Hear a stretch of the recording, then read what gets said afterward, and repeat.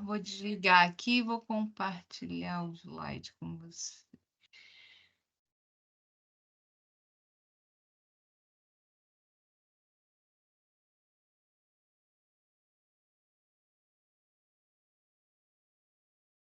Vocês estão vendo aí direitinho? Sim. Então, beleza. Bom, a nossa aula hoje, Sim.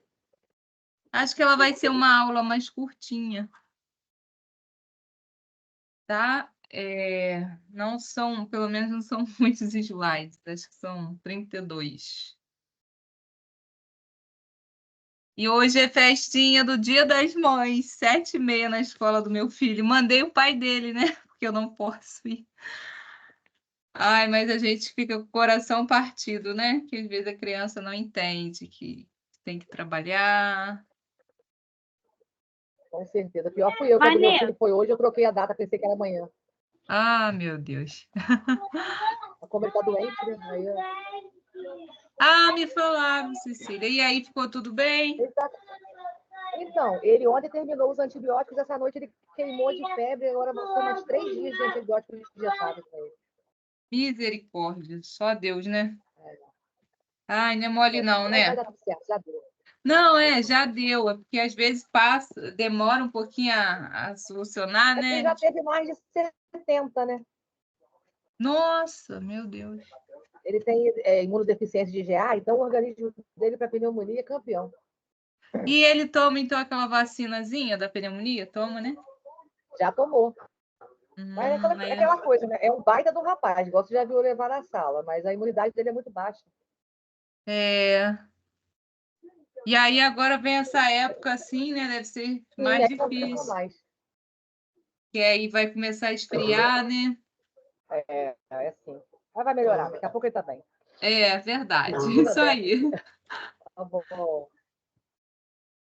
Ai, ai. Então, deixa a gente começar aqui. Vocês podem colocar no nome aí no chat. Eu estou procurando a lista de... Ah, achei a lista de chamada. Pode colocar aí, tá, gente? Então, hoje nós vamos falar sobre os indicadores do estado nutricional em saúde pública, né? Como que nós avaliamos o estado nutricional da população. E aí está a foto do SISVAN, que é o Sistema de Vigilância Alimentar e Nutricional. Então, desde a década de 70, esse é o sistema que a gente adota para fazer, né, a avaliação do estado nutricional da população brasileira.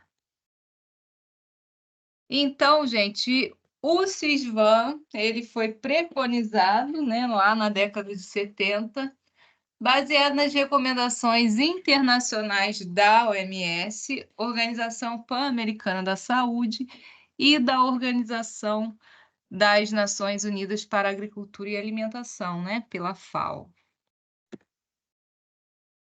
E aí, esse sistema, ele tem como objetivo principal promover informação contínua sobre as condições nutricionais da população e os fatores que as influenciam, tá? Então, a gente tem essa base de dados, né? Então, desde 2008, você tem o SISVAN Web. Então, eu vou mostrar para vocês que vocês, inclusive, né, qualquer um de nós, podemos pesquisar sobre alguma coisa que a gente quer saber. O estado nutricional de crianças no ano de 2020.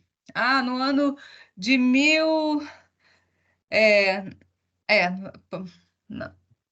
depois de 2008, né? Porque, na verdade, antes não tinha. Mas, assim, esses anos aí, os últimos anos, recente, tem lá, vou mostrar para vocês. Inclusive, você coloca o estado e você busca lá por cidade. Então, aparece as cidades, se você jogar do Rio de Janeiro, tem as regiões, né? Região metropolitana, região do Médio Paraíba. Você consegue fazer essa busca, tá? Para saber como anda o estado nutricional.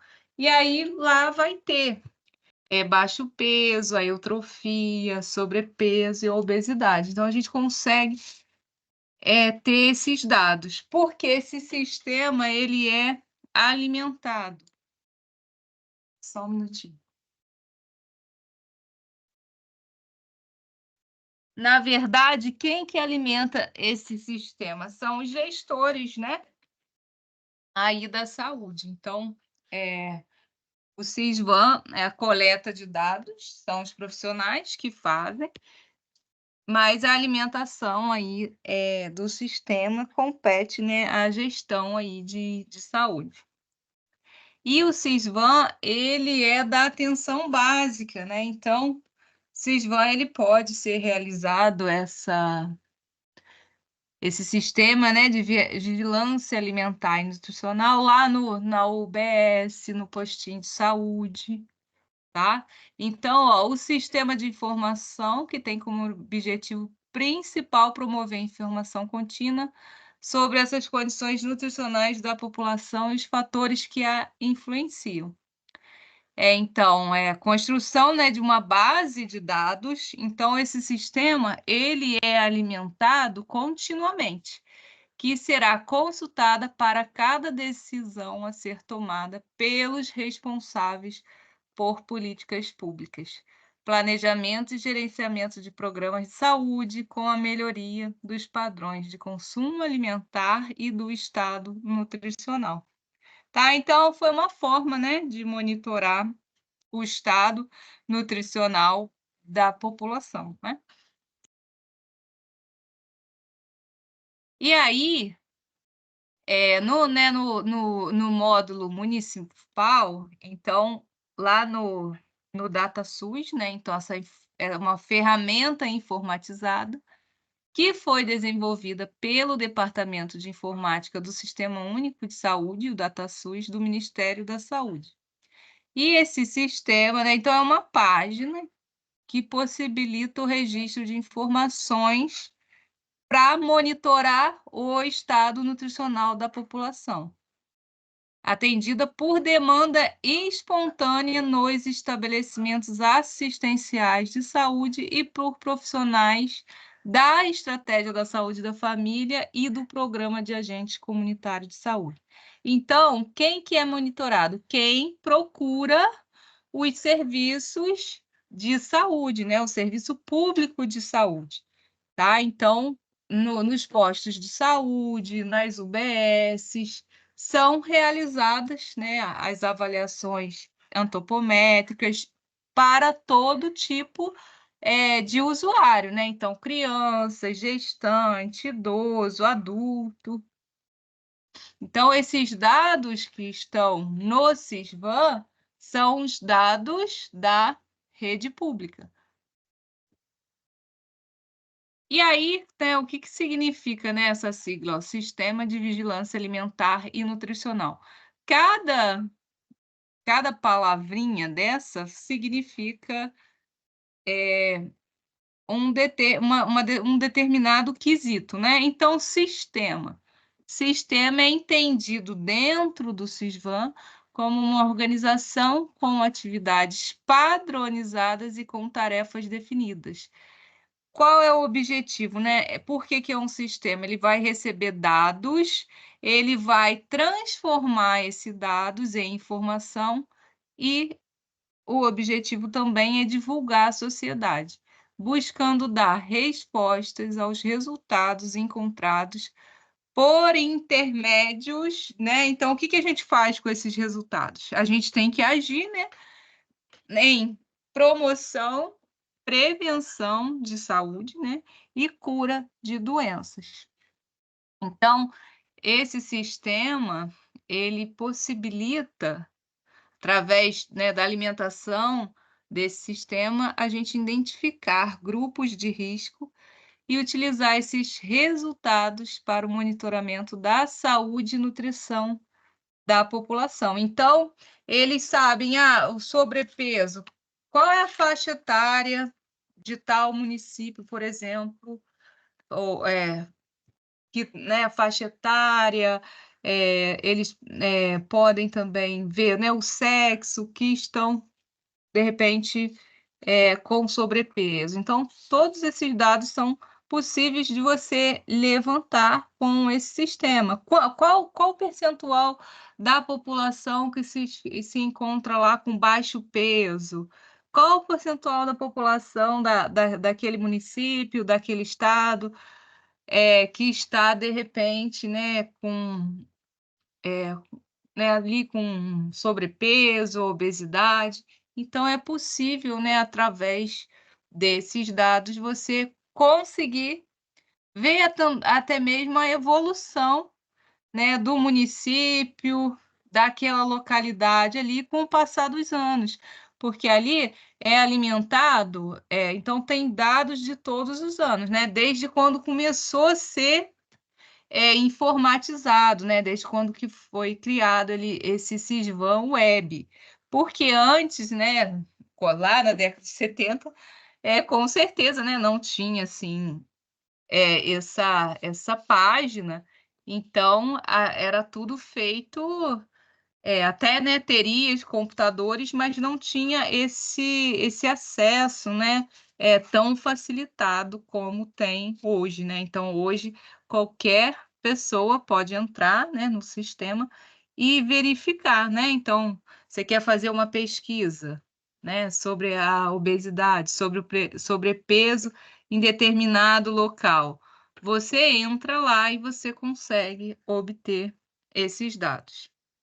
E aí, ó, vigilância, o que que significa vigilância? Vigilância são atividades continuadas e rotineiras da observação, coleta, análise de dados e informação. Então, alimentar, a palavra alimentar está relacionada aos aspectos que vão envolver aí a produção, a comercialização e o acesso aos alimentos. E, né, sistema de vigilância alimentar e nutricional. Nutricional vai se referir ao estado nutricional do indivíduo, ou seja, o resultado do acesso e ingestão dos alimentos e de sua utilização biológica, tá? Então, aqui a gente mede mesmo o estado nutricional, né? Se está na eutrofia. Então, nutricional significa em relação ao estado nutricional que se encontra aquela população, daquela cidade, daquele estado.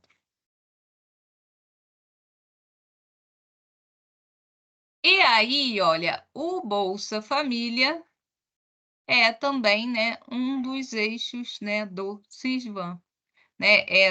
Por que que houve, né, a criação também, né, desse programa do Bolsa Família? Porque entendeu-se, né, que uma parcela, né, da população está, né, está em risco nutricional. Então, através desse sistema, é possível a gente criar, né, dependendo da situação que vai se desenhar ao longo dos anos e que tem se desenhado, a gente formular políticas públicas, estratégias, né, programas e projetos, então estratégias nutricionais, projetos sobre alimentação e nutrição, para tentar, melhorar, modificar alguma realidade que ali não está, desejada. Então, temos, né, planejamento e acompanhamento através do SUSBAN e avaliação também, né, de programas sociais na área alimentar e nutricional. Operacionalização e o ganho de eficácia das ações de governo. Porque tem que ter um sistema, né, para monitorar, né? A gente precisa de dados, até para justificar as políticas públicas, para a gente saber, né, para os governantes, eles saberem aonde estão os agravos e em relação à alimentação, né, principalmente. E aí, quais são os indicadores do Estado Nacional, né? Tem vários. Aqui a gente está falando a nível de saúde pública. Então, em saúde pública, a gente vai utilizar a antropometria.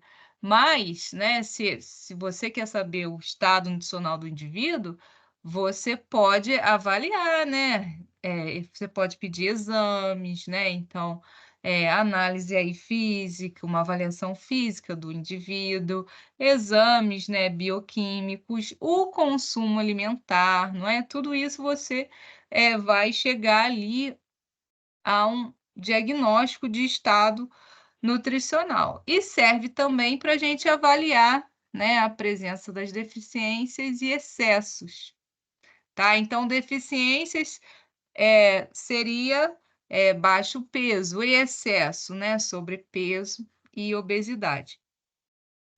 Então, desses indicadores, né, o mais utilizado é o antropométrico, né? São as medidas antropométricas. E aí aqui, né, coloquei umas fotos, né, do que seria os indicadores antropométricos. Então, consiste da gente medir, né, aferir, medir peso, altura, circunferência da cintura, prega cutânea. Então, por que que é o mais utilizado? Porque é um método simples, né, que nós podemos aplicar em todas as fases do ciclo da vida. Então, em crianças, bebês, gestantes, idoso, adulto. É barato, simples, de fácil aplicação e padronização, além de ser um método não invasivo, né, ou pouco invasivo. E é universalmente aceito, sendo apontada como o melhor parâmetro para avaliar o estado nutricional de grupos populacionais. Então, em saúde pública, é muito mais fácil a gente conseguir identificar o estado nutricional da população através das medidas antropométricas. Não é? Porque são muito baratas, porque assim, exames eles custam, né? Eles têm um custo. A medida topométrica, basta, né, aquela unidade ter os equipamentos. Quais são os equipamentos? Balança, estadiômetro, fita, né? Fita topométrica, adipômetros. Então são bens, né, que vão durar aí, né? Bens duráveis, isso não estraga assim rápido, né? E custa, né, para a saúde pública é muito barato. Então, e também por essa facilidade, né, de ser ali, da pessoa aceitar, né, não dói, não é invasivo, tá, gente? Então, por isso que nós utilizamos esses indicadores como principal forma da gente avaliar o estado nutricional de populações. E no mundo também é assim, tá? Então, por aí também é assim, né? Outros países também têm os seus sistemas, né? Claro que com outro nome, SISVAN aqui no Brasil, mas com certeza é o método mais barato, eficaz e aceito, né? Bem aceito pela população. E aí, como é que a gente classifica o estado nutricional, tá? Aqui a gente não vai entrar nada em parte clínica não, tá? A gente está falando mesmo a respeito da saúde pública, mas a gente coloca alguns conceitos aqui só para a gente conseguir entender.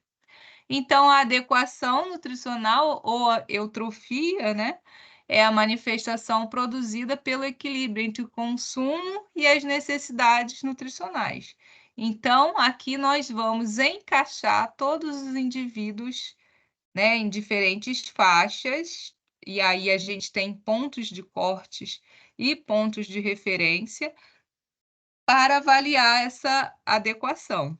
Quando nós detectamos, né, uma carência nutricional, ela é produzida, né, pela insuficiência quantitativa ou qualitativa, ou seja, pode ser em termos, né, de quantidade insuficiente e de qualidade também ruim, do consumo de nutrientes em relação às necessidades nutricionais. Então, aqui, ó, seria o baixo peso, a desnutrição, né? Então, a desnutrição ainda assola, né? Assim, a gente ainda tem casos aí, é claro que diminuiu, mas principalmente em crianças menores de 5 anos. E o distúrbio nutricional? O distúrbio já é a manifestação produzida pelo excesso ou desequilíbrio de consumo de nutrientes em relação às necessidades nutricionais. Então, aqui entra todos os indivíduos que estão, né, com sobrepeso, obesidade, aí diferentes graus, né, de obesidade, grau 1, grau 2, grau 3, né, é independente aqui da severidade, né, do problema. E aí quem que está dentro desse sistema? Então, se a gente for olhar, a gente colocou aqui as classes, né. Então, criança menor de 10 anos, adolescente que é considerado maior ou igual a 10 anos e menor que 20 anos, adulto maior ou igual a 20 anos e menor que 60, idoso maior ou igual a 60 anos de idade, gestante, que é mulher com idade maior que 10 anos e menor que 60 anos de idade. Mas se a gente for olhar aqui, então é todo mundo, né? Todo mundo pode, né, ser avaliado aí pelo Sisvan, tá? Então, todas as idades. Essa classificação existe para eles construírem, né, o relatório. Então, a gente quer saber, por exemplo, no período da pandemia, 2020, 2021, 2022, como estava a situação do estado nutricional das crianças. Será que essas crianças elas tinham risco nutricional? Qual o percentual desse risco? Então, é claro que essa divisão aqui é para facilitar, né, também para a gente classificar e facilitar na descrição lá dos relatórios, né, na construção dos relatórios. Então, esse sistema de vigilância alimentar e nutricional é um sistema composto por uma série de indicadores de consumo antropométricos e bioquímicos, com o objetivo de avaliar e monitorar o estado nutricional e alimentar da população brasileira. E aí a vigilância nutricional, ela vai contemplar todas as faixas etárias e todos os cursos da vida e da população. Então, né, repetindo aqui, crianças, adolescentes, adultos, idosos e gestantes. E aí, em relação da gestante, quando a gestante ela entra, né, no sistema de saúde, a gente espera, né, a porta principal de entrada no sistema de saúde é aquele primeiro nível, a atenção básica. Então, a gestante vai fazer o pré-natal ali naquela unidade de saúde.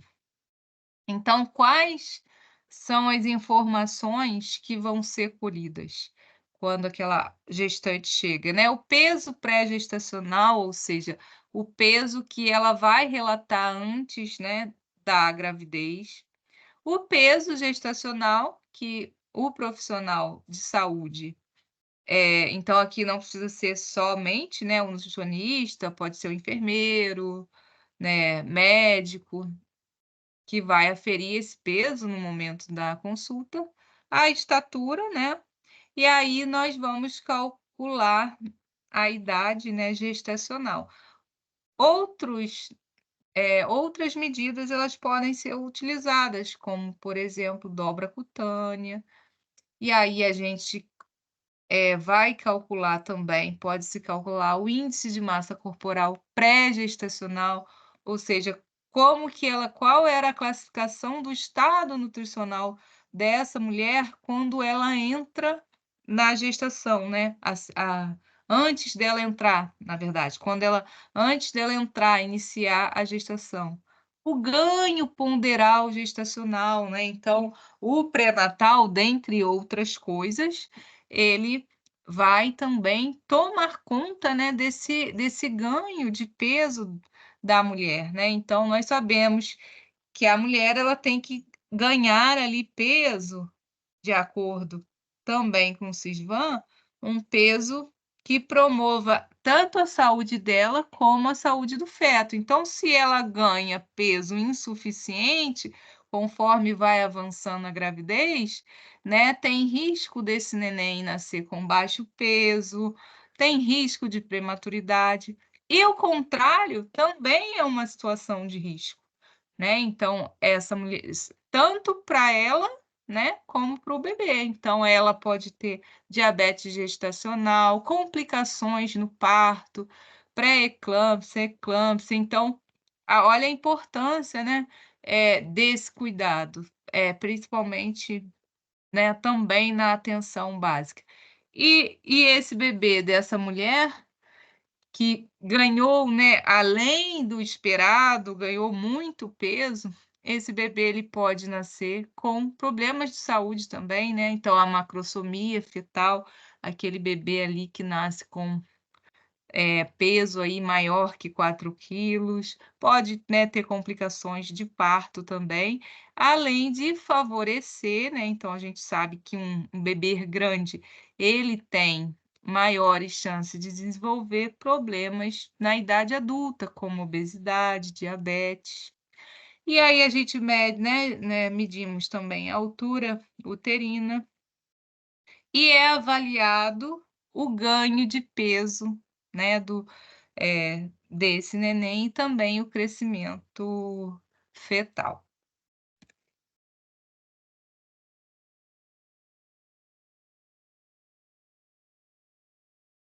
E aí, né, como que qual seria o correto, né?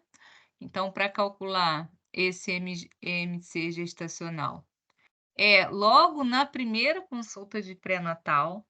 Então, a avaliação nutricional da gestante, então toda gestante ela deve passar por essa avaliação nutricional, então medida do peso, da estatura, a circunferência, né, da cintura, a altura ali para ver como que tá. Com base em seu peso e sua estatura, né, então a gente consegue calcular o índice de massa corporal. E esse indicador, né, vai permitir a gente conhecer o estado nutricional dessa mulher e subsidiar a previsão do ganho de peso até, o final da gestação.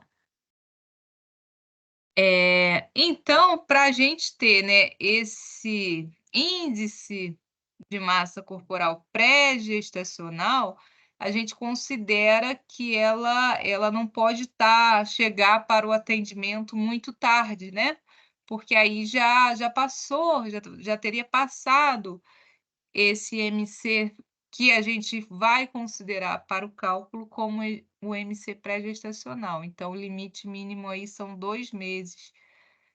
Ou o MC, calculado a partir da medição realizada até a 13ª semana gestacional. Então, se essa mulher chegou, na unidade de saúde até a 13ª semana, o peso que você vai aferir ali no momento da consulta do pré-natal, você admite esse índice de massa corporal, você vai classificar ali ela como se fosse, né, o MC dela pré-gestacional.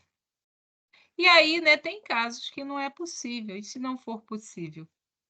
E aí, se não for possível, a gente inicia a avaliação da gestante com os dados lá que ela tiver da primeira consulta de pré-natal, mesmo que esta ocorra após a 13ª semana gestacional. Isso é comum, né, porque às vezes a mulher não sabe da existência da gravidez. Então ela não procura antes o serviço, porque ela, pelo simples fato dela ela não desconfia, né, que está grávida. E às vezes passa desse período da gente fazer o diagnóstico nutricional através do MC pré-gestacional. Mas aí a gente faz, mesmo assim, aí não, né, você não vai considerar, né, porque aí ela já pode ter vindo nesse período que ela não sabia que estava grávida, ela pode ter vindo ali adquirindo, né, o aumento ali de peso. E aí o Sysvan, né, considera como normal, né, de ganho de peso, dependendo do estado nutricional daquela paciente. Então, uma gestante com baixo peso inicia a gravidez aí com baixo peso, é claro que essa mulher ela precisa ganhar mais peso do que, por exemplo, a mulher que inicia a gestação com um estado nutricional de eutrofia. E a mulher que, por exemplo, inicia já a gestação com sobrepeso, ela necessita ganhar menos peso ainda, tá? Então, aqui com baixo peso, o ganho de peso total no primeiro trimestre seria de 2,3. E aí, quando iniciar, né, o segundo e terceiro semestre, ela ganharia aí por semana, né, então, por semana ela ganharia aproximadamente meio quilo, né, considerando que ela iniciou essa gestação com um quadro nutricional não adequado, né, com baixo peso. E essa mulher, né, para o Sisvan, ela deve aí ganhar um total de peso, chegar ao final da gestação, é uma variância, né, grande, né, 12,5 kg até 18 quilos. Tem uma nova caderneta de gestante, gente, então eu não sei, falar para vocês, o dado que está sendo em relação à gestante, não posso afirmar com certeza se eles já estão utilizando os dados da nova caderneta da gestante para alimentar o Sisvan ou se ainda permanece, esses aqui que até 2022 era assim, mas aí final de 2022 foi lançado né, teve um estudo lá com gestantes brasileiras e adequaram essas faixas aqui, tá? Mas é só, pra gente saber, né,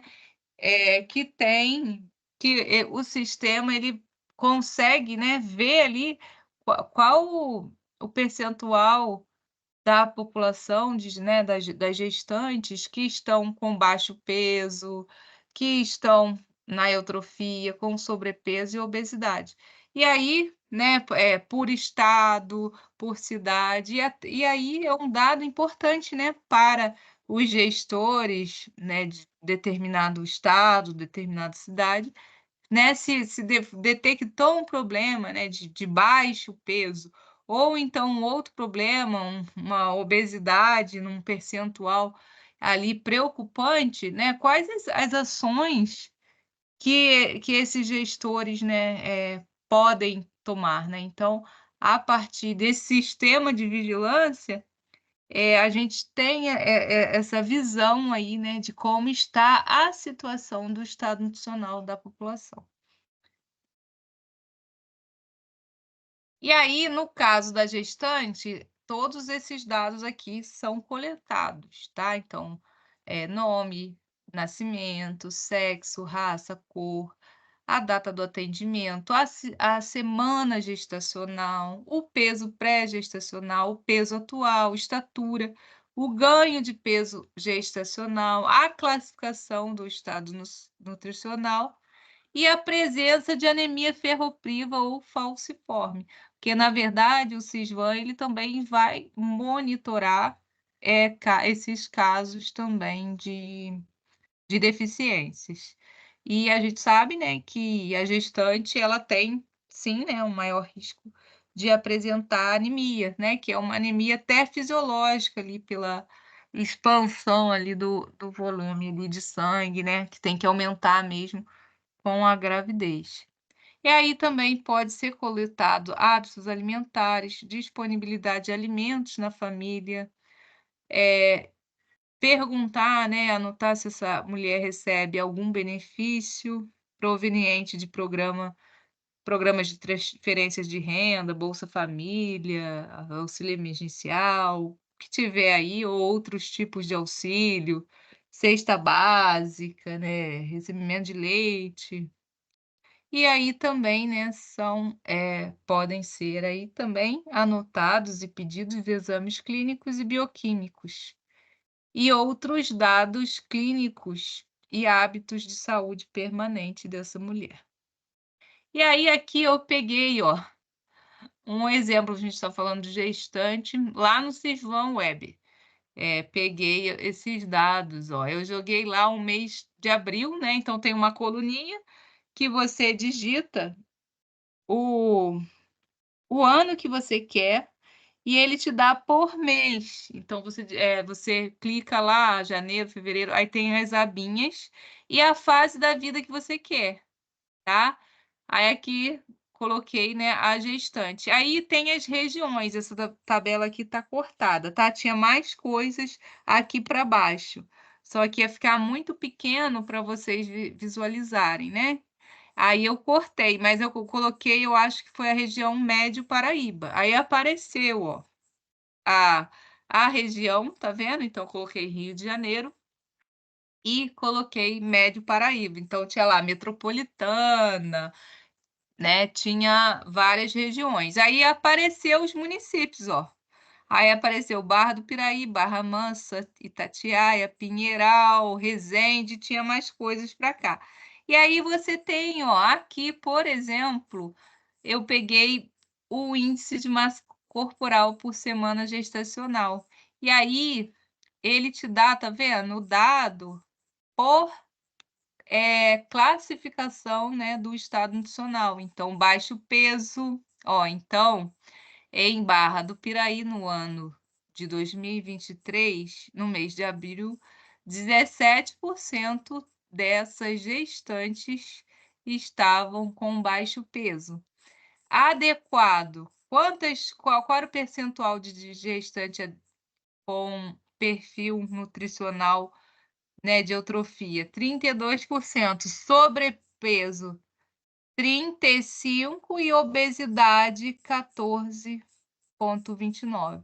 Então, olha só, se a gente observar aqui, a inadequação está maior do que a eutrofia, porque se a gente somar 35 de sobrepeso com 14 de obesidade, olha, isso aqui vai dar aproximadamente 50% das gestantes nesse município, tá, estariam com, né, esse distúrbio, né, de excesso de peso. Então, ultrapassando a quem? A eutrofia, né? Apenas contra 32% de gestantes eutróficas.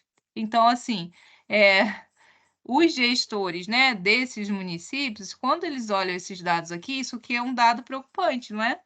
Porque a gente sabe que a mulher com sobrepeso na gestação, né, ela está oferecendo tanto risco para o feto como para ela, né, própria. Ó, e aí, se vocês observarem, ó, é um número grande de. Parece que é uma tendência, ó. Barra Mansa, 28,35 na eutrofia. Mas se a gente soma aqui sobrepeso, número percentual de gestantes com sobrepeso e obesidade, olha, a gente ultrapassa, né, o valor da eutrofia.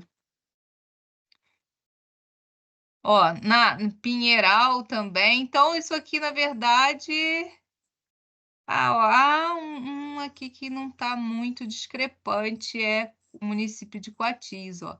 Eutrofia 27, sobrepeso não tinha nenhum caso naquele mês, e obesidade, ó, mas a obesidade ainda supera, né? Então, o distúrbio aqui ainda supera, o excesso de peso ainda supera a eutrofia.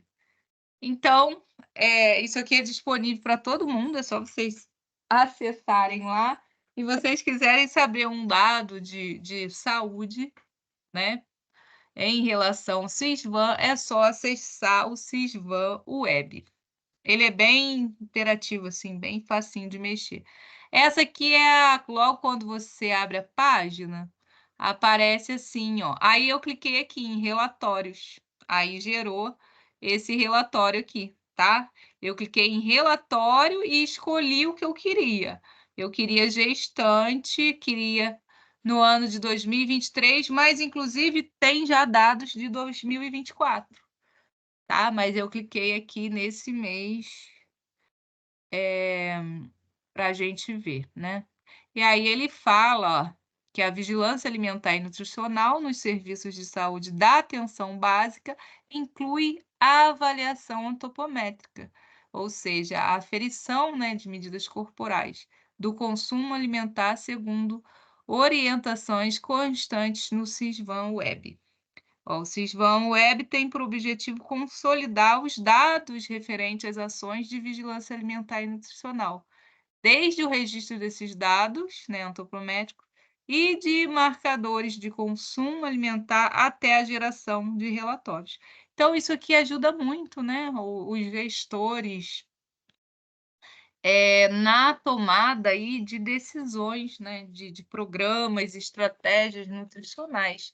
Então, assim, na verdade, só não faz se não quiser, né, gente? Porque aqui você já tem o problema aqui na tela, na cara deles. Então, eh, isso aqui é um instrumento, né, que é de grande valia, tá? E, ó, aí, ó, eles colocam aí aqui se vocês forem passando, por exemplo, ó, confira a síntese da análise e tem também as análises, né, de consumo alimentar das crianças de 6 a 23 meses, ou seja, bebês até 2 anos, acompanhadas na atenção básica em 2015. Então, né, bem legal de você acompanhar a saúde pública do seu país.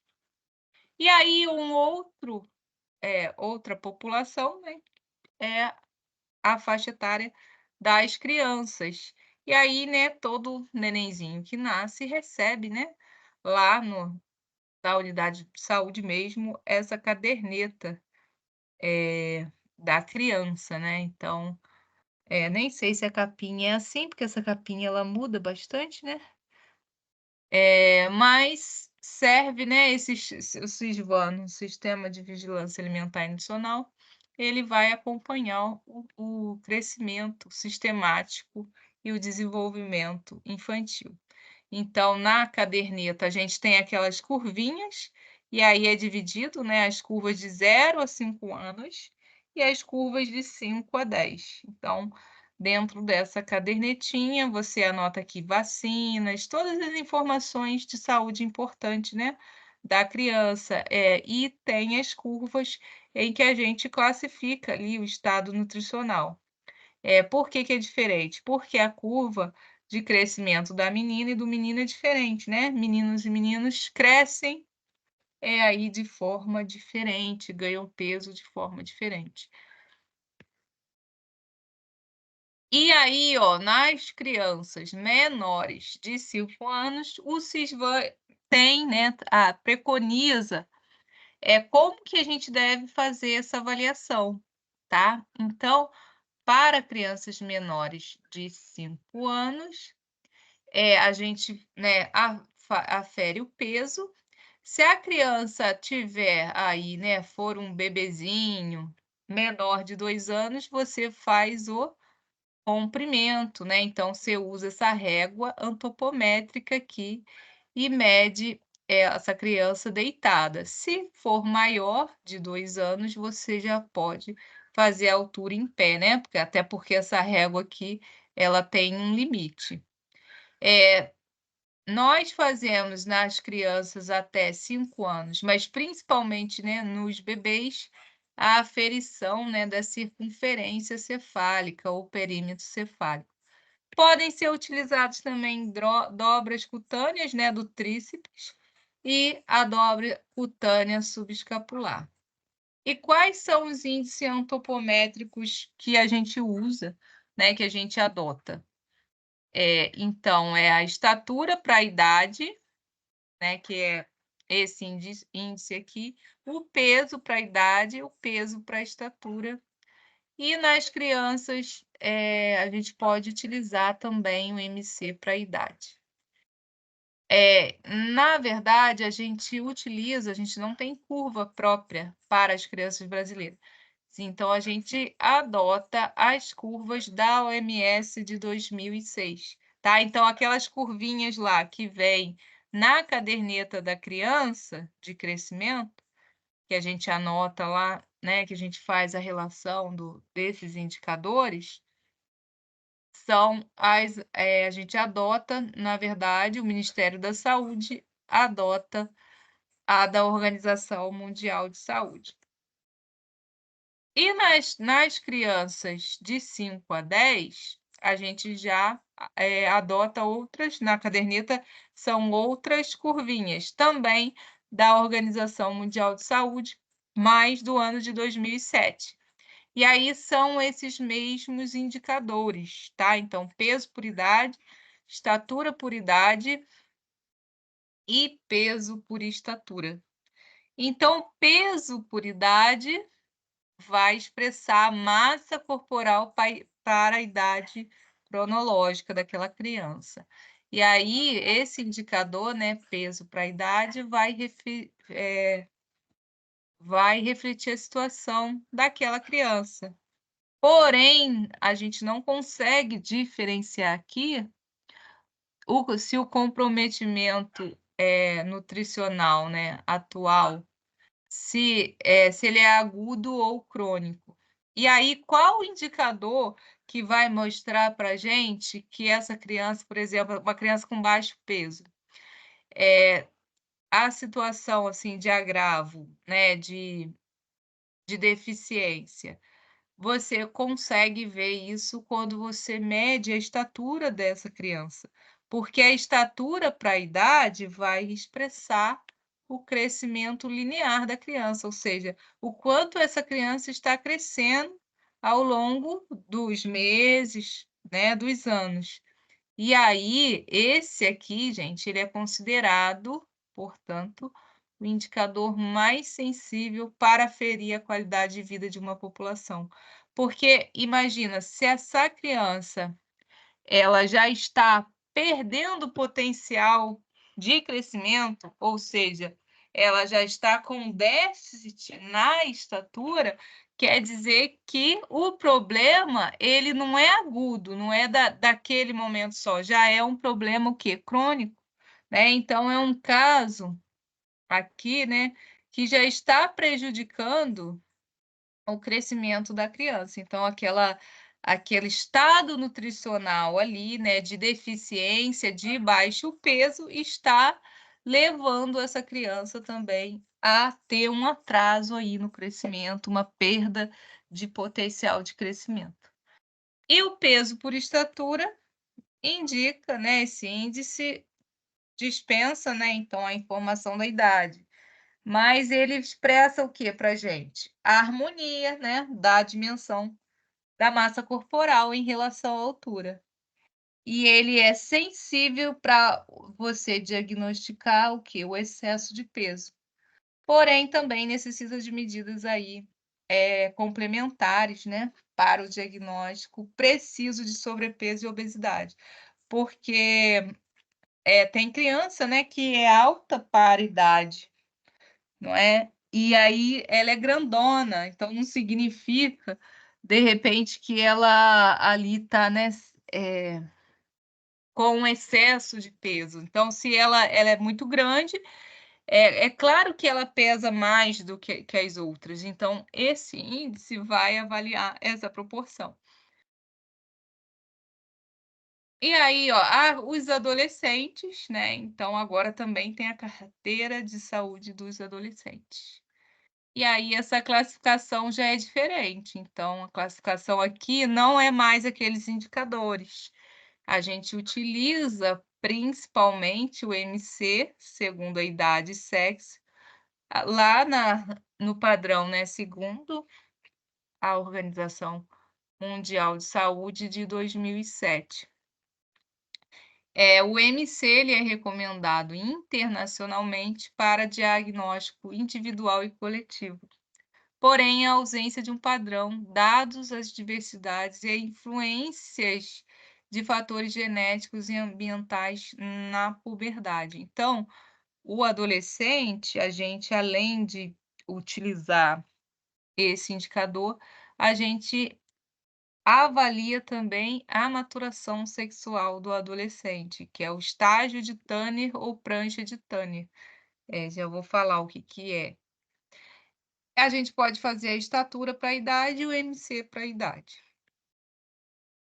E aí, ó, a curva de adolescente, ela pega, na verdade, como ela é de 2007, ela vai pegar aí dos 5 aos 19 anos. Aí aqui tá rosa, porque aqui é de menina, tá? Aí, por exemplo, a do menino é as curvinhas azuis. Só que é importante a gente avaliar essa escala de Tanner, ou seja, a maturação sexual da criança, porque a gente sabe que, às vezes, uma criança que está, entre aspas, gordinha, mas como ela ainda não entrou na puberdade ela tem essa chance aí, né, do estirão de crescimento, ela vai esticar bastante, né, ela vai crescer rápido em pouco tempo, então ela acaba perdendo peso.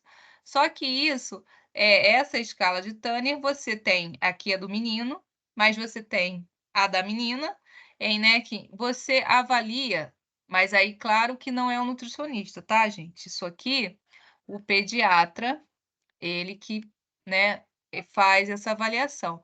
A gente, para fazer essa avaliação, a gente pode ter essas escalas de Tanner em papel e perguntar para o adolescente.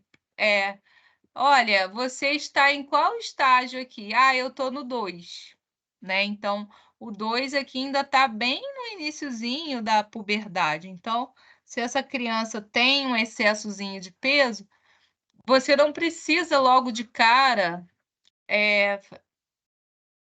mudar totalmente consumo alimentar.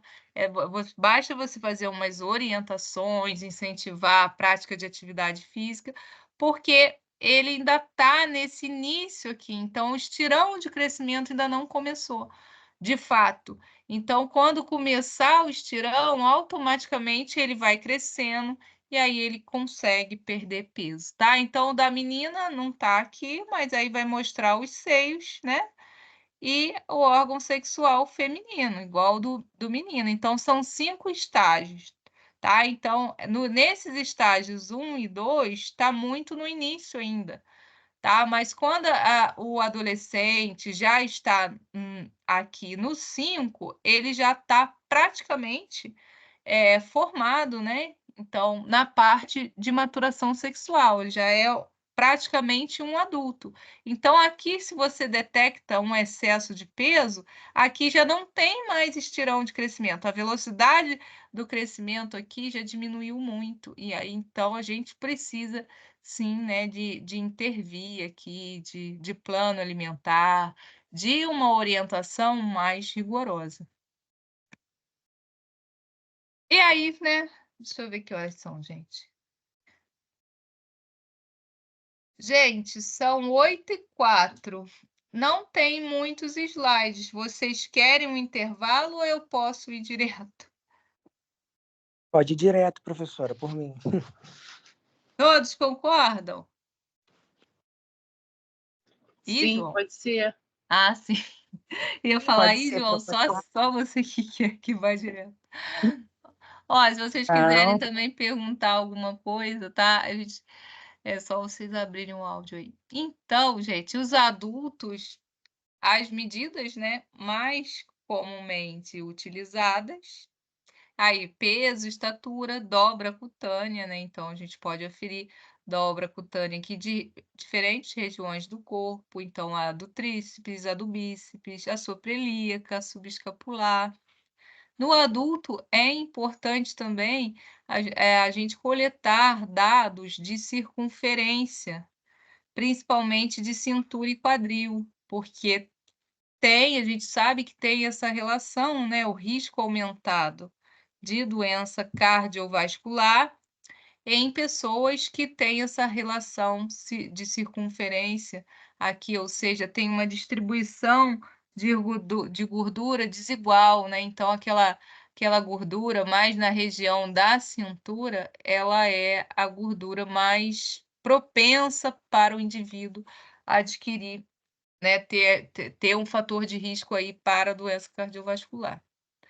Tá? Então, o MC é essa medida, né, do peso, que a gente vai dividir pela estatura ao quadrado, e é também, né, recomendado aí pela Organização Mundial de Saúde. A relação cintura-quadril, ó, RCQ, relação cintura-quadril. Então, é o que a gente mede essas circunferências para aferir a localização dessa gordura corporal. Então, em adultos, o padrão de distribuição do tecido adiposo tem relação direta, né, com o risco de mortalidade, principalmente por doença cardiovascular. Então, aqui está a medida. Então, uma relação circunferência quadril, né, quando você mede a cintura. Ah, deu 103, o quadril deu 110. Você faz essa divisão. E aí, se der maior do que 1 para homens, significa que a pessoa aqui apresenta um grande risco, né, de desenvolver doença cardiovascular. E para mulheres, se esse índice der maior, né, do que 0,85, tá? Então, aqui para homens tem que dar menor que 1, essa divisão, né, você mede cintura e depois isso em centímetros, né, você vai aferir o quadril e a cintura. Então, em mulheres, para que não haja esse risco, tem que estar menor do que 0,85. E aí, né, por que que também assim, o principal que a gente faz, né, a cintura quadril a relação cintura quadril no adulto, a gente faz bastante, mas a gente não deixa de fazer o IMC, porque o IMC, ele é um índice, né, bem que vai traduzir, assim, o claro que não 100%, né, porque se um indivíduo aqui musculoso, de repente pode dar, né, que o índice de massa corporal dele está alto, mas na verdade aquilo ali não é gordura, é músculo. Mas em geral, na população em geral, ele é um bom indicador, né, para predizer ali, distúrbio ou carência. E é fácil, né, de obtenção e padronização dessas medidas de peso e altura. Dispensa a informação, né, da idade para o cálculo, né, então é rápido aqui, porque, né, a gente tem o MC de idoso, mas a gente tem o MC aí de adulto que pega aí, né, desde essa faixa aí de 20 anos para cima, né. Possui a vantagem é que ele possui uma alta correlação com a massa corporal e indicadores de composição corporal, e não necessita também, ao contrário das crianças, dos adolescentes, é mais rápido, né, porque a gente não necessita de nenhuma curva de referência, a gente tem aquela tabelinha e a gente classifica o indivíduo baixo peso, eutrófico, sobrepeso, obesidade, grau 1, grau 2, grau 3. Então é bem mais rápido.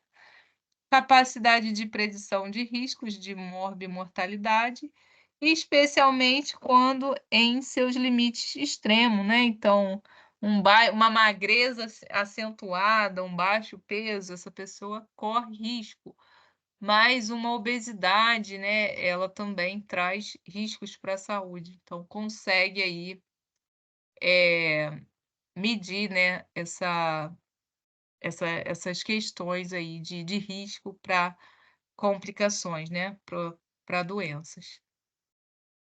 Então aqui só coloquei, tá, mas isso aqui não é o objetivo da aula, mas só para vocês lembrarem que é o peso dividido pela altura ao quadrado. E aí, ó, a classificação. Então aqui para os adultos é bem rápido, né, da gente classificar. Então baixo peso, lá o índice de massa corporal menor que 18,5. Peso normal de 18,5 a 24,9, sobrepeso de 24,9 até 29,9, e aqui os diferentes graus, né, de obesidade. E aí é bom, ó, porque diferente lá dos adolescentes, isso aqui não também, além da idade não está especificada, como crianças e adolescentes, é para os 2 sexos, né, ambos os sexos, homens e mulheres. Aí agora o idoso já tem o MC para idoso, que é até mais simples que esse, mas eu acho que eu não coloquei aqui. Mas são 3 classificações só: baixo peso, eutrofia e sobrepeso, então é mais simples. A gente pode também, né, pegar dados de consumo alimentar, peso, estatura, circunferências e dobras também. E esse IMC não é o igual a do adulto, é o IMC de idosos, tá? Que é desse autor aqui de 94. Exames bioquímicos, a gente pode coletar dados, né, de todos esses: hematócrito, hemoglobina, proteína sérica, índice creatinina pura, as dosagens de vitamina A, vitamina C, minerais, a avaliação clínico-nutricional, isso aqui também é importante, né? Então, o que você vai avaliar aí, na verdade, aí aqui eu tô falando, né, quando eu falo nós, né, eu tô falando profissionais de saúde, né? Então, a equipe, né? Então, tem médicos, tem enfermeiros, nutricionistas. E aí aqui, nessa capacidade, principalmente a capacidade funcional, de locomoção e independência, né, se aquele idoso ele faz as coisas sozinho, se ele anda sozinho, se ele tem as suas atividades domésticas ali, ele consegue fazer, ou se ele tem cuidador, se ele depende de outras pessoas, os antecedentes clínicos, e aí entra quais doenças ele tem, cirurgias já realizadas, uso de medicação, né, álcool, tabaco e outras drogas, perdas e variação de peso, né, a história dietética, presença de alterações no trato gastrointestinal. E aí, no idoso, a gente pode utilizar a avaliação nutricional subjetiva global e também a AMAN, que é uma mini avaliação nutricional, que é muito boa para ser usada em idosos. Quando vocês estiverem no 5º período, vocês vão ver isso tudo na disciplina de avaliação nutricional. E aí, né, por que o idoso ele tem, segundo os os órgãos aí diferentes internacionais, inclusive, né, o Brasil, porque coloca um ponto de corte diferente, né, do adulto?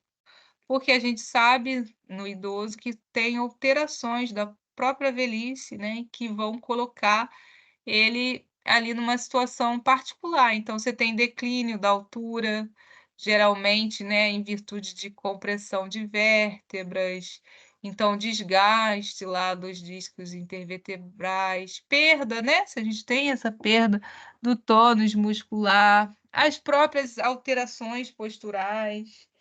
E também na questão do peso, a gente tem uma redução aí do conteúdo da água corporal e da massa muscular. Então, o IMC também tem que ser diferente, porque o corpo do idoso, ele tem uma constituição corporal diferente, tá? A gente tem ali alterações ósseas, né, que problemas de coluna, distribuição do tecido adiposo subcutâneo, então aí você tem no idoso, a gente tem acúmulo, né, de gordura corporal, principalmente na região central do corpo, né, tá? Então, você tem uma redução de massa muscular devido a essa transformação em gordura intramuscular, o que leva a alterações na elasticidade e na capacidade também de compressão de tecidos. Ué? Ah, sim. Ah, achei que eu falei: "Ué, cadê o slide?". Aí aqui, gente, é além dessas avaliações antropométricas, né, do método antropométrico, a gente pode utilizar também, para avaliar a questão aí do consumo alimentar, folha de balanço de alimentos, inventário, a pesquisa de orçamento familiar, que é uma pesquisa feita pelo IBGE, em relação aos gastos da família. Aí, por que que entra aqui em consumo alimentar? porque em relação a gastos com a família, eles analisam o quanto de alimentos aquela família consome, né, o quanto do orçamento ali que ela vai gastar com alimentação. Então, é uma forma da gente calcular ali, avaliar se o brasileiro ele está aumentando o consumo de alimento, eh, fora de casa, inclusive analisa também, porque é questionário, né, então não são todas as famílias que vão ser escolhidas. Aqui é diferente do censo, né, porque o censo, eles vão na casa de todas as pessoas, ou deveriam ir, né. Aqui não, aqui é feito por amostra, e aí eles conseguem, né, então investigar ali, a pessoa mesmo colabora com essa pesquisa, e aí responde esses dados, então você consegue extrair dados do consumo alimentar. Tá, então essa pesquisa ela vem sendo feita aí aos longo dos anos e diz muito para a gente sobre o consumo alimentar do brasileiro. Registra o diário alimentar, né, aqui a gente pode usar também métodos de recordatório, então, recordatório de 24 horas, questionário de frequência alimentar, tudo isso pode ser utilizado, né, então que você, pergunta para o indivíduo, quantas vezes ele come carne, quantas vezes, por semana que ele consome cereais, e aí você detalha isso, né, com todos os alimentos, com todas as classes, legumes, verduras, e aí você também consegue extrair bastante informação utilizando o questionário de frequência alimentar. E aí, ó, gente, esse aqui é um videozinho sobre a POF, tá? Então, essa pesquisa de orçamento familiar que é feita pelo IBGE com esse objetivo, tá? Saber quanto que o brasileiro gasta e com o quê. E aí, aqui, a alimentação, ela está incluída nesses gastos. Então, esses dados que a gente fala: "Ah, o brasileiro está reduzindo o consumo de arroz com feijão, está aumentando o gasto com alimentos ultraprocessados". Isso é tirado da onde esse dado? É tirado justamente da espera aí que eu vou ter que colocar lá o rapidinho, gente, o som.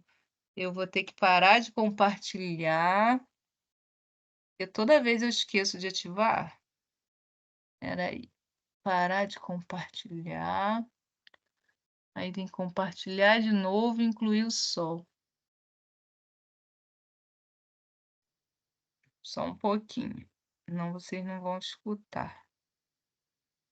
Ó, aí a gente vai assistir um vídeo rapidinho.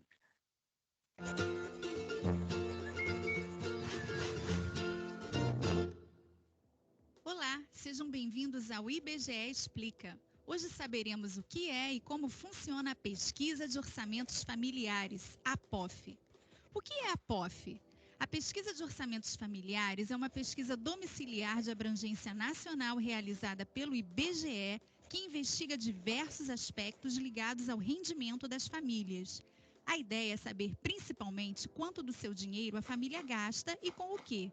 Assim, o IBGE obtém, entre outras informações, aquelas necessárias para o cálculo do índice de preços. A pesquisa de orçamentos familiares é feita por amostragem. Isso significa que, diferentemente do censo, a POF não vai a todas as casas. Alguns domicílios são pré-selecionados e investigados, e as conclusões obtidas são estendidas a toda a população. Como o IBGE consegue todas essas informações? A POF dura 12 meses. É um longo período para uma pesquisa, porém necessário para a obtenção de dados mais fiéis à realidade. Afinal, em um ano, as despesas e os rendimentos mudam bastante. Por exemplo, em dezembro, as pessoas recebem o 13º salário e, seguindo a tradição, compram presentes, consomem mais lentilha, castanhas e peru. Não pense, contudo, que o IBGE fica um ano acompanhando a vida de uma família. Ocorre que o ano é dividido em períodos e, em cada período, diversas famílias são acompanhadas. No final, cada família participa da pesquisa por aproximadamente 9 dias. O foco da POF são os gastos e rendimentos individuais e dos domicílios. Mas já que o pesquisador vai passar mesmo um tempinho com aquela família, por que não aproveitar para investigar algumas outras questões, não é mesmo? E então entram em cena informações sobre os moradores, como nível escolar, sobre os domicílios, como número de cômodos, sobre os bens duráveis, como fogão e geladeira, e mesmo sobre condições de vida, como segurança e bem-estar. No final, as informações de todas as famílias são reunidas e se tornam dados. A ideia é chegar a um raio-x completo dos gastos familiares. Por isso, a POF se interessa por tudo que é comprado e consumido pelas famílias e seus membros, desde um chicletinho até aquela esteira que você comprou para ficar em forma para o verão, mas nunca usou. A família participa com o autopreenchimento, principalmente no período do 2º ao 8º dia, anotando as despesas conforme elas vão sendo realizadas. Você por acaso lembra o que almoçou ontem e em que quantidade? Como seria difícil você lembrar com todos os detalhes, é solicitado que o preenchimento no questionário seja feito a cada compra, com o que foi comprado, a quantidade exata e o valor gasto. Caso contrário, muitos itens podem ser esquecidos ou ter sua quantidade mal estimada. É justamente por isso que o envolvimento e a participação da família pesquisada são fundamentais para um resultado apurado da pesquisa. Mas, afinal de contas, para que servem os resultados da POF? Servem para cruzar dados e gerar novas informações, para servir de base para alguma pesquisa ou simplesmente para que se possam compreender melhor os hábitos e características das famílias brasileiras. A POF serve para o planejamento de políticas públicas e como fonte para outras pesquisas, tanto do setor público quanto do setor privado. No entanto, conforme já foi dito desde o início, a principal aplicação da pesquisa de orçamentos familiares é mesmo gerar as informações necessárias para o cálculo dos índices de preço, como o INPC e o IPCA. Assim, as informações de rendimento são usadas para a seleção do público investigado e as informações de despesa são usadas para atualizar a cesta de compras com a ponderação correta para os produtos consumidos. Não sabe o que quer dizer INPC, IPCA, cesta de compras, ponderação? Não se preocupe, acesse o nosso canal e assista ao IBGE Explica sobre o INPC e o IPCA. Você vai ver que o economês nunca foi tão descomplicado. Quanto à POF, que tal algumas curiosidades? Já aconteceram 5 pesquisas de orçamentos familiares no Brasil. Na POF de 2002, os números mostraram um aumento de 400% no consumo de produtos industrializados, como biscoitos e refrigerantes. Não surpreendentemente, a pesquisa mostrou também que houve um aumento no número de obesos e pessoas com quilos a mais que o ideal no Brasil. A POF de 2008 permitiu concluir que a região norte tem a maior ingestão calórica diária, a maior despesa dentro da média mensal familiar em higiene e cuidados pessoais e a menor em transporte. Ela mostrou também que o percentual de consumo fora do domicílio em relação ao consumo total, no caso da cerveja, foi de 63,6% e no caso das pizzas, de 42,6%. Mamma mia! Por hoje é só. Gostou do vídeo? Então curta e compartilhe. Não deixe também de assinar nosso canal e nos ajudar a disseminar informação pelo país. Até a próxima!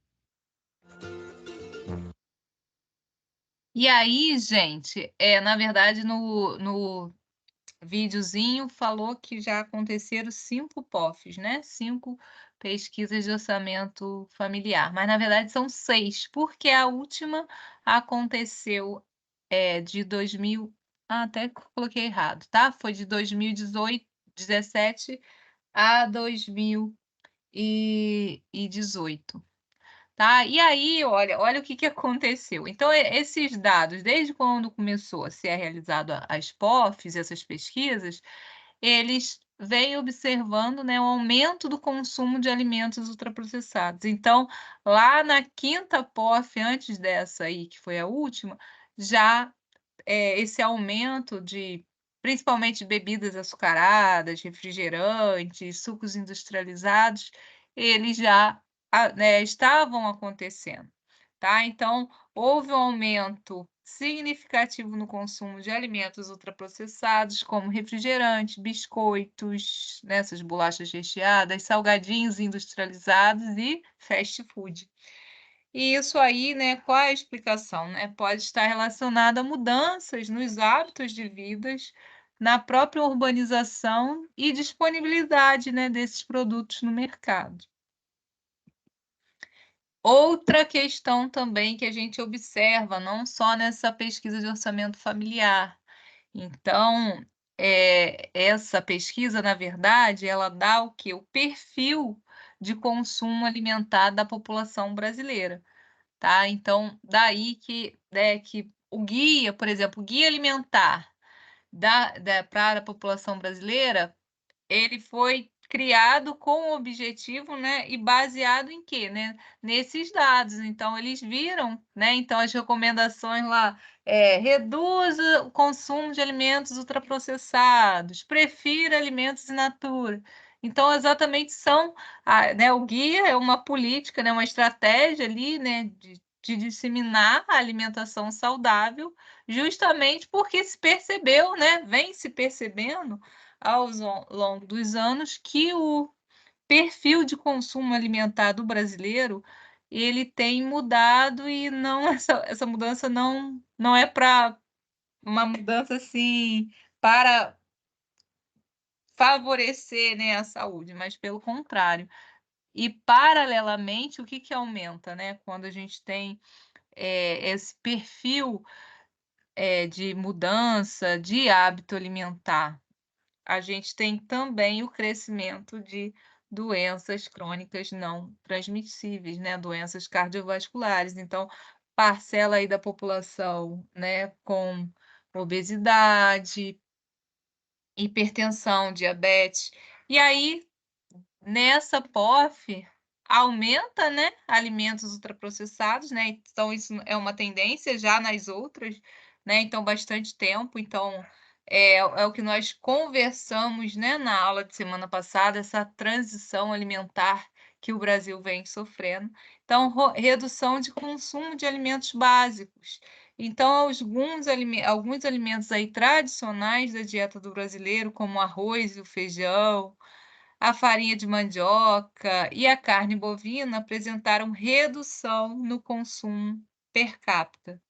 E aí isso pode ser atribuído a diversos fatores, né, como aumento do preço desses alimentos, mas principalmente mudanças nos hábitos alimentares e maior disponibilidade, né, de alimentos processados, tá? De opções alimentares aí processadas e ultraprocessadas. Então, isso é bem verdade, né? Cada vez que a gente vai no mercado, a gente vê um lançamento de alguma coisa nova, né? De um produto novo, e sobretudo esses produtos, né? Ultraprocessados. Então, observou-se também crescimento do consumo de alimentos industrializados e prontos para o consumo. Quais seriam esses alimentos? Essas refeições congeladas, sopas instantâneas, alimentos pré-preparados e embutidos. E aí, segundo os pesquisadores, essa tendência também pode estar relacionada à busca aí das famílias por conveniência e praticidade na alimentação, especialmente nos centros urbanos, né, nas áreas urbanas. É aquela questão, né, a inserção da mulher no mercado de trabalho, pouco tempo para, fazer afazeres domésticos, inclusive cozinhar, né. Então, hoje em dia, para comer bem, todos têm que, né, porque a mulher também hoje é muito, né, sempre foi, mas hoje ainda está ainda mais ocupada, então todos precisam se envolver aí. É claro que tem variações regionais, né, então nem todo o Brasil vai se comportar da mesma forma, né, então tem particularidades aí nas regiões. Mas essas mudanças, né, elas podem variar em diferentes regiões devido à diferença ali de cultura, diferença socioeconômica e a disponibilidade de alimentos. Então, por exemplo, em algumas regiões pode haver maior consumo de alimentos tradicionais, enquanto em outras o consumo de industrializado pode ser mais prevalente. Mas o fato é que o brasileiro tem aí aumentado muito o consumo de produtos ultraprocessados e reduzido aí o consumo de alimentos que eram hábitos nossos, né? Então, o tradicional arroz com feijão parece que está sumindo do prato do brasileiro. E isso não é bom, porque se fosse bom, não estaria aumentando, né, os casos de distúrbios nutricionais, principalmente aí, né, falando aí do sobrepeso e da obesidade.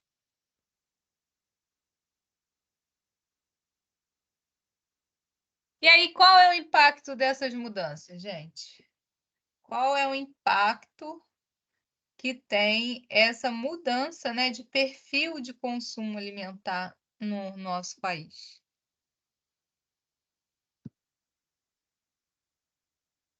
Isso está sendo bom? Está sendo ruim? Do que a gente falou na aula passada e que a gente está falando na aula de hoje. Vocês acham que essa mudança no perfil de consumo alimentar no Brasil, né, o perfil de consumo alimentar do brasileiro, tem sido bom? Tem sido uma mudança benéfica ou não? Acho que não, professora. Hoje em dia ficou muito mais fácil, né, você, né, comprar um alimento, né, já ultraprocessado, né, porque é mais fácil você botar no micro-ondas do que você pegar para fazer. Então, tem tido bastante aumento também, né, de obesidade em relação a essa facilidade em consumir alimentos ultraprocessados. Então, eu acho que essa mudança aí no hábito alimentar não tem sido algo benéfico para a população. Isso mesmo. E na verdade também é mais barato, né? Professora, Sim.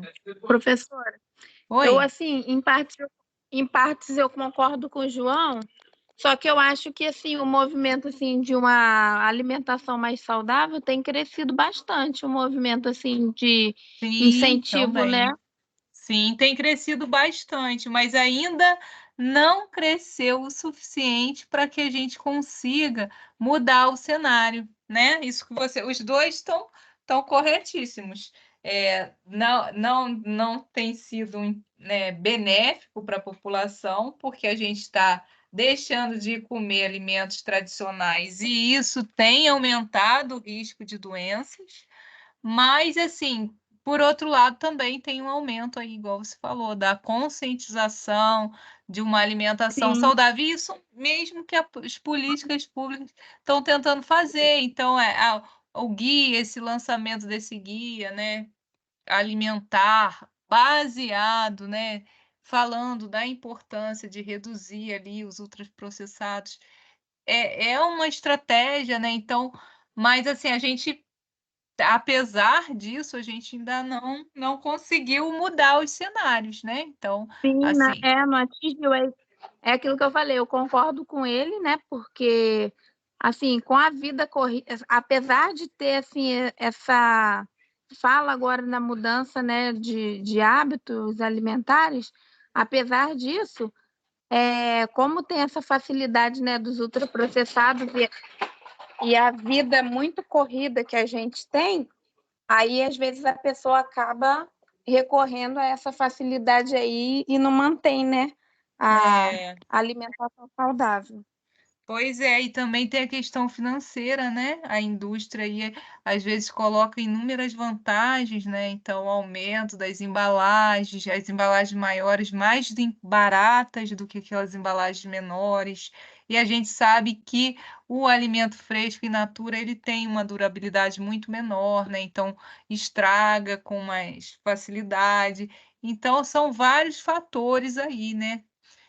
Que contribuem, né? Então, para a vida corrida tem, não só aqui no Brasil, né? Então, isso é uma tendência, infelizmente, mundial, né? Então, o mundo todo está lutando contra o impacto dessas mudanças. Então, nós não somos diferentes. Então, a gente está vivendo o que muitos países estão enfrentando no momento, né? Que é esse aumento aí de doenças em decorrência do sobrepeso, obesidade e da má alimentação, né? Essa carência aí de nutrientes, uma alimentação, né, com calorias vazias, né? Abuso, né, desses ultraprocessados aí. Então, é isso aí que vocês falaram, né? Impacto na saúde. As alterações no padrão de consumo alimentar têm impactado a saúde do brasileiro, contribuindo aí para o aumento da prevalência de doenças crônicas não transmissíveis, como obesidade, diabetes e as doenças cardiovasculares. E aí, gente, entender essas mudanças é fundamental, né, para o desenvolvimento de ações, de políticas públicas eficazes na promoção da saúde e prevenção de doenças relacionadas à alimentação. Então, tem todo esse movimento, não é? Então, até, né, então, a presença do profissional de saúde, nós, nutricionistas, né, temos assim, um papel importantíssimo, né,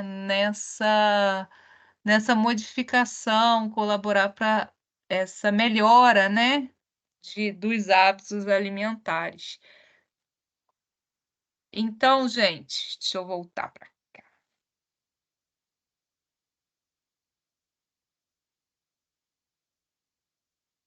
Gente, vocês ficaram com alguma dúvida? Então, a aulinha hoje era isso mesmo, viu? Falei que ia ser menos demorado e foi. Tá? Então, nós falamos aí sobre, 10/5, indicadores do estado nutricional e perfil do consumo alimentar da população brasileira, né? Que é dado aí, esse perfil de consumo é possível graças a essa POF, que são as pesquisas de orçamentos familiares. Então, a última terminou em 2018. Vamos ver quando que vai ter a próxima, né? Mas são indispensáveis, né? Entre tantos outros dados, consegue extrair aí dados de consumo alimentar. Então, né, então, paralelo, né, com a aula que nós tivemos semana passada, que foi sobre transição nutricional, né, a questão do ambiente alimentar, né, da gente promover mais ambientes saudáveis, que estimulem, incentivem, né, as pessoas a terem uma alimentação melhor, né? E é isso. Alguma dúvida? Vocês querem perguntar alguma coisa? Não, professora, tudo certinho. A aula foi muito boa, muito interessante. Então tá bom, gente. Ó, então todos colocaram o nome aí no chat? Sim. Então tá beleza. Ó, então fiquem com Deus, uma boa noite, Deus, boa bom noite, descanso, professor. tá bom? Boa noite. Bom final de Abraço aí semana. pra vocês. Você também. Igualmente. Boa Boa noite. noite, gente. Se é mãe, se for, feliz Dia das Mães, tá? Eu sou mãe. Feliz Agora Dia meu das filho Mães. tá lá na escola e eu não, infelizmente, não posso ir. Beijo. Feliz Dia das Mães para as mamães aí do grupo, tá? Quem é mãe aí. Feliz Dia das Mães, E para as professor. mamães de vocês, que, né, vocês não, que ainda não tiveram filhos, mas vocês têm mamães, né? Feliz aí dia. Tchau, gente. Boa noite. Tchau, boa noite.